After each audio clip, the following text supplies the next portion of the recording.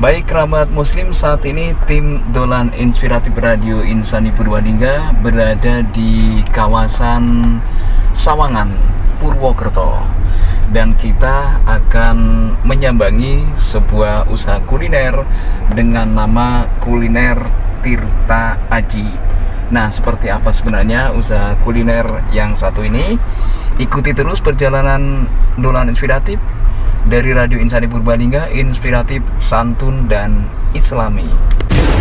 Kesuksesan tidak datang secara instan. Merintisnya diawali dari kemandirian, diiringi dengan kesabaran dan jiwa pantang menyerah. Melihat usaha mereka menjadi inspirasi kita, ini dia kisah pengusaha kreatif dalam liputan Dolan Inspiratif. Bersama Radio Insani Purbalingga, inspiratif, santun, dan islami. Pak Kuat, saya sudah di depan masjid dekat Pak Kuat ini. Berarti posisi Pak Kuat kemana ya? Ya kalau masjid ke timur terus mentok. Ke timur terus mentok ya Pak ya. Ya berarti ini saya langsung ke timur lagi nih, bergeser ke timur ya Pak Kuat ya.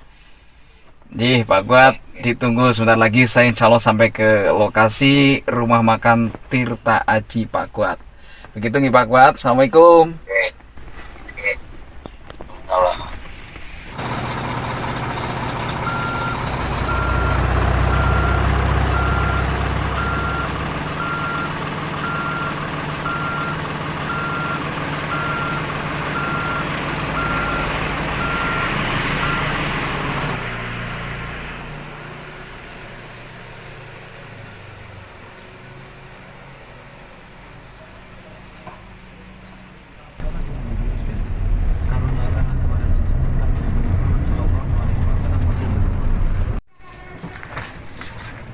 Baik sahabat muslim, sekarang kita sudah berada di lokasi lesehan rumah makan Tirta Aji Pak Kuat.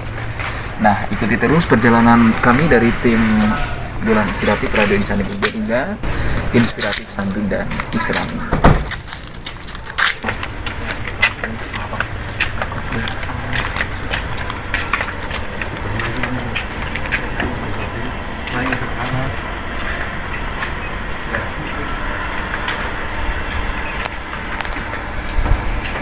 Assalamualaikum Pak Kuat. Waalaikumsalam Abu. Ya, sehat Pak Kuat ya. Alhamdulillah sehat-sehat nggih. Pak Kuat, saya pengen ngerti nih usaha lesehan Tirta Aji, perjalanannya seperti apa dan dimulai dari tahun berapa Pak Kuat? Nggih. Terima kasih Abu.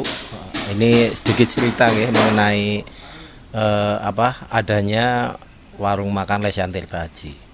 Warung makan lesehan Tirta Aji itu berdiri tahun 2006. 2006 waktu itu kesibukan saya sebelum jualan, sebelum ada warung, ada kesibukan di kolam renang. Itu waktunya hampir habis di kolam renang ya. Pagi jam 6:30 sudah di kolam renang sampai 6:30 siang, sampai 6:30 pagi, kemudian ngajar. Setelah itu nanti jam 1:30 sudah turun lagi di kolam renang sampai jam habis maghrib. Nah, kesibukan itu hampir dilakoni sekitar 21 tahun lah. 21 tahun kayaknya udah sangat lelah di kolam renang. Nah, kebetulan waktu itu kolam renang Tirta Kembar ditutup. Nah, ini saya bingung ya. Biasa ada seripilan, biasa ada masukan.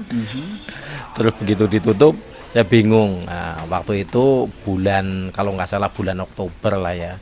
Bulan Oktober saya bersama dengan teman-teman ya mencoba jualan ya. Tadinya memang jualan itu belum kami tekuni secara profesional ya, hanya sekedar untuk mengisi waktu lah, karena saya juga senang begadang waktu itu. Nah, senang begadang sama teman-teman sehingga kami buka di trotoar di depan Tirta Kembar waktu itu. Kalau malam kan rame ya. Saya kami coba buka di situ, dan dari hari ke hari kayaknya cukup menjanjikan, sehingga kami mencoba untuk jualan lebih profesional lagi. Sampai berjalannya waktu kurang lebih sekitar 1 tahun, alhamdulillah jualan saya bisa berjalan dengan baik. Saya bisa ngontrak di tempat sekitar Dokter Angka, tepatnya di depan tepatnya di depan Rumah Sakit Elizabeth, kurang lebih di sana 2 tahun. Sehingga pada tahun 2000 berapa itu ya, setelah jualan di trotoar berkali-kali, saya 2010 alhamdulillah saya bisa membeli tanah di sekitar depan Rumah Sakit Elizabeth waktu itu. Luar biasa, Pak Kuat. Sehingga dari yang tadinya kami hanya main-main, sekedar mengisi waktu karena senang begadang, waktunya banyak yang kosong. Nah, alhamdulillah bisa membeli tanah di situ, aset di situ, yang pada waktu itu harganya juga nggak cukup murah lah ya. Saya membayarnya aja waktu itu saya bingung itu. Ya hampir setengah tahun baru lunas kebayar. Gitu ya. Ya itu alhamdulillah. Nah, dari situ makanya saya pikir wah ini eman-eman ini. Tukune wis larang nek ora ditekuni secara serius eman-eman. Nah, makanya kami coba. Tadinya bukanya hanya malam. Ya, bukanya malam habis maghrib buka sampai pagi jam 4:30 pagi. Tapi karena itu aset sudah milik saya sendiri sehingga saya sekarang buka 24 jam. Dari pagi jam 7 sampai jam 4:30 pagi. Seperti itu, Bu. Ya, Pak Kuat, ini kenapa memilih menu bebek alas? Nah, terus apa sebenarnya sih dengan menu-menu bebek yang lain seperti itu, Pak Kuat? Oh iya, terima kasih ya, Bu. Tadinya saya jualannya justru bukan bebek, ayam apa itu namanya, ayam putih, ayam potong, ayam broiler gitu. Nah, karena kalau itu nggak laku kan kerugiannya sedikit lah ya. Kalau bebek kan harganya memang cukup tinggi. Nah, tadinya ayam potong aja dulu saya nggak masak sendiri, saya beli sudah diungkep. Saya jual hanya saya tinggal goreng, kemudian saya nasi sambel sudah dari saya. Ayamnya karena saya masih buta itu waktu itu, buta masalah ayam. Dengan berjalannya waktu kok banyak yang tanya ayam kampung, kemudian ada yang tanya bebek ya, sehingga kami beli 1 ekor, 2 ekor, dan sampai sekarang alhamdulillah sudah lumayan banyak ya. Tadinya memang kami tidak punya pemikiran untuk jual bebek. Nah, karena banyak pembeli yang menginginkan dan sering tanya, makanya kami mencoba jual bebek, dan alhamdulillah sekarang yang booming malah bebeknya. Nah, bebeknya itu sendiri juga kami ambil bukan bebek hibrida atau mungkin packing atau mungkin yang lain gitu. Karena bebek ini betul-betul bebek umbaran, bebek alas yang diproduksi oleh masyarakat ya, kemudian dijual lah, itu kami tampung.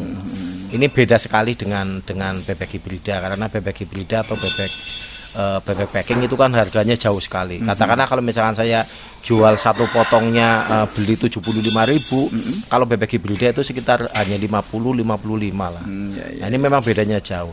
Rasanya pun beda. Rasanya kalau yang sudah biasa makan bebek itu jelas beda. Kalau bebek alas itu sampai tulang pun masih kelihatan daging. Tapi kalau bebek hibrida, bebek packing itu dan sejenisnya itu kan kayak bebek broiler lah ya. Kalau ayam itu dalamnya itu memang banyak sekali lemaknya, sehingga kelihatan gurih memang kalau bebek. Tapi kalau bebek yang saya punya itu memang daging semua. Rasanya beda, betul-betul beda. Tekstur dagingnya beda. Kita kenyal sekali dagingnya. Makanya kalau ada orang yang ngomong, Tirta Haji bebeknya kalau tak bulet-bulet, iya memang udah itu memang bebek Jawa, bebek alas. Tapi kalau bebek hibrida kan memang bebeknya empuk karena banyak lemaknya, itu di situ bedanya. Pak Kuat, ini yang sebenarnya yang pas untuk dikonsumsi usia bebek alas yang berapa hari atau berapa bulan? Iya. Kalau bebek yang saya konsumsi itu sekitar 3 bulan, 3 bulan 4 bulan. Jadi usia itu sekitar bobot sekitar 1,7 lah. 1,7 saya bagi 4. Saya bagi 4, 1 ekornya saya bagi 4, sehingga bebek yang saya punya, yang saya jual itu memang kalau diletakkan di piring itu kayaknya gede banget. Gitu. Nah, kalau yang sudah biasa makan di tempat saya itu pinter kalau rombongan. Satu dibagi dicincang, dibagi potong-potong jadi 4 atau jadi 5, makan bareng-bareng gitu. Ya. Soalnya saya yakin kalau satu itu nggak habis. Gitu ya. Kalau yang biasa makan itu. Ya. Dan ini biasanya untuk warna dari menu-menu itu kan ada mungkin timun, sambal dan sebagainya, seperti itu, Pak Kuat. Iya, betul. Kalau untuk lalapan sudah kami siapkan ya. Lalapan yang jelas itu timun, kemudian kobis, kemangi sama selak. Itu yang pokok itu. Kalau ada yang minta tomat, kita kasih tomat. Karena tidak semua pembeli itu senang, Ada yang kadang-kadang hanya senang timun tok, ada yang senang dengan tomat tok, dan kobis tok itu ada. nggih. Dan ini Pak yang membedakan Pak dengan Lesian yang lain, ini karena bumbunya atau apanya Pak Kuat? Ya. Kalau resep bumbu saya kira hampir sama lah, hampir sama semua ayam goreng, kemudian bebek goreng itu bumbunya memang kami bumbu lebih kuat, gitu lebih kuat dalam arti kami kuati bumbu supaya bumbu itu betul-betul bisa dirasakan oleh pembeli, meresap di bebek atau di ayam. Itu bumbunya memang kita kuati. Contohnya misalkan bawang, brambang, kemiri dan sebagainya. Itu lebih banyak. Kalau misalkan orang menjualkan katakanlah hanya sekian on, kami tambah sampai berapa on gitu, seperti itu. Tapi yang paling utama yang kami branding di warung Lesian Tirta itu sambel. Ya. Sambel ijonya memang katanya pembeli itu luar biasa. Makanya kami untuk sambal tetap kami menggunakan sambal hijau, tapi tidak menutup kemungkinan seandainya ada yang menginginkan sambal merah, sambal terasi atau mungkin sambal bawang atau mungkin sambal telenjeng dan sebagainya. Itu tetap kami buatkan. Tapi kalau misalkan orang pembeli tidak, itu mesti tetap kasih kita, yang utama kita kasih sambal hijau. Kadang-kadang ada yang minta aku ditambah sambal merah, nanti kita buatkan sambal merah. Gitu ya. Jadi pokoknya siap menuruti konsumen ya Pak. Oke, siap. Terus Pak Kuat, ini akibat pandemi Covid-19 bagaimana usaha warung Lesian Tirta Aji? Adakah pengaruhnya atau bagaimana? Oke. Dari Covid ini malah ada suatu hikmah yang saya ambil. Tadinya saya punya 2 di depan rumah sakit Elizabeth, kemudian yang satu di GOR, yang di GOR sudah tutup karena tidak profit ya. Nah, dengan adanya Covid muncul rumah makan Lesian Tirta Aji 2. Nah, ini yang sekarang yang sedang saya kelola, ini lagi ibaratnya lagi babat alas lah. Gitu ya. Dan ini alhamdulillah di rumah makan Lesian Tirta Aji 2 itu pengembangannya lumayan luas tempatnya, nanti ini tetap akan saya kembangkan. Ada kolam renang kecil, kemudian nanti saya buatkan mainan anak-anak. Nah, ini nanti tetap akan kita kembangkan sampai ke dekat kali ya, karena di sana ada kali, nanti kembangkan ke dekat kali, pinggir kali. Nah, ini hikmah daripada adanya Covid. Saya Covid bingung jualan di Tirta di depan Elizabeth kurang penghasilannya, makanya saya di rumah nggak pernah keluar. Lah daripada nggak pernah keluar, tadinya cuma garasi saya buat rumah makan kecil untuk Grab, GoFood dan sebagainya. Tapi kelalaman ketumanan, akhirnya saya buat sekarang sudah agak cukup luas ya. Ini nanti juga tetap saya kembangkan karena di sini kayaknya sudah dikenal oleh masyarakat nih, oleh masyarakat Purwokerto, dan banyak yang berkunjung sini, dan tempatnya saya kira akan lebih luas dan lebih baik daripada di warung makan Lesian Tirta Aji 1 yang di depan Elizabeth ya. Kemudian menunya lebih banyak lagi, lebih komplit. Gitu ya. Ya, dan untuk presentasi tempatnya juga lumayan luas ya Pak ya. Siap. Itu luas karena hampir setiap minggu, setiap libur ya, Sabtu Minggu pasti ada bookingan. Pak Kuat, kalau misalnya ada kerabat muslim atau pendengar Radio Insani atau yang memang lagi buka YouTube Dolan Inspiratifnya Radio Insani, alamat lengkap dan nomor WA barangkali Pak yang mau pesan menu-menunya. Oke, siap. Untuk alamat lengkap yang Lesian Tirta Aji 1 itu ada di depan Rumah Sakit Elizabeth yang baru, yaitu Jalan Dr. Angka. Tepatnya di depan hotel, di sebelah Hotel Jawa Heritage. Nah, itu yang